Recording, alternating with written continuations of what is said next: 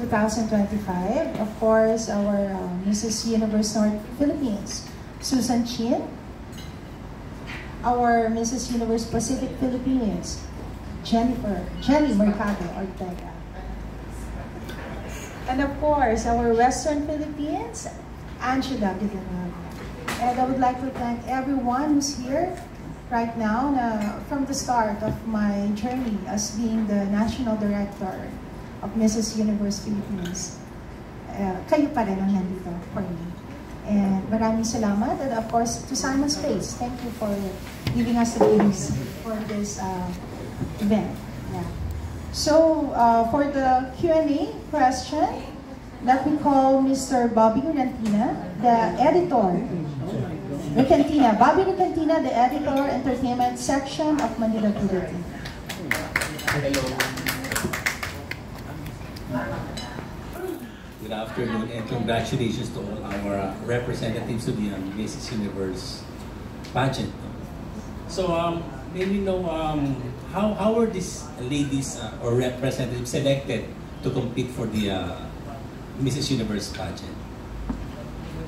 Okay, of course, aside from their beauty, the most important is about their advocacy. Each of the queens of Mrs. Universe have their own advocacies. So, and for the international, the main advocacy of all the women all over the world is about domestic violence against women.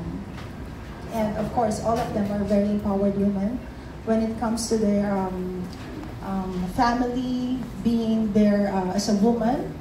They are all professional in their own way, and I can say that they are really fit as a queen of Mrs. Universe. So they will represent the Philippines. So your advice to them as they compete in Mrs. Universe pageant?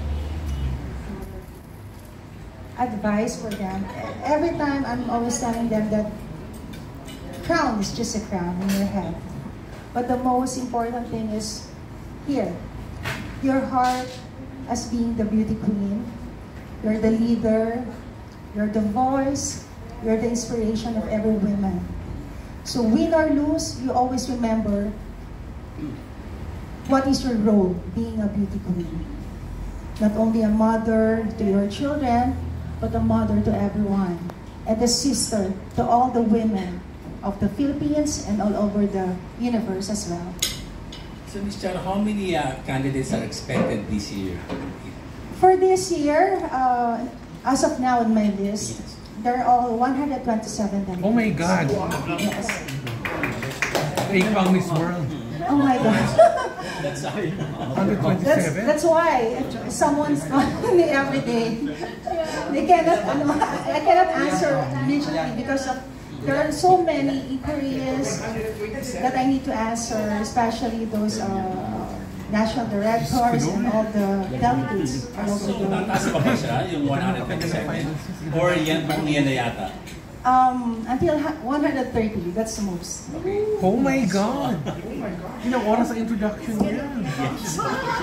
Actually, last 2023, I also hosted the international. So, all of them are, I think, 100 delegates. But now, this is the biggest number. But how are you preparing for this event na 127 is hindi biro siya?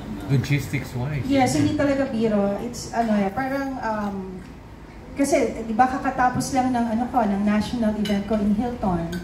So now, it's a big preparation talaga for these women because it's not only for the preparation for the staging, for the logistics, but also for the security of all the candidates. Kaya yun ang medyo mahirap. And it's a lot of pressure talaga, but it's more pressuring, but challenging also kasi being the second time producing or hosting the event of international, I can say that it's a big opportunity, or they trust me a lot, and that's most important thing to me and means a lot to me because I know that they are at home here in Philippines. Okay, Ms. Charo, last question on my part, then para iba naman. So, with foreign candidates coming sa Philippines, what is it that you want to tell them about the Philippines? Ano yung gusto mo malaman nila about the Philippines, yung mga foreign candidates? Siyempre, at first, I can say, mabuhay, Pilipinas! Mabuhay, everyone! Welcome to Philippines, the home of, not only for the beautiful culture, of course, we have a beautiful culture here in Philippines, but the most important for me is they will know the beauty of Filipino or a Filipina.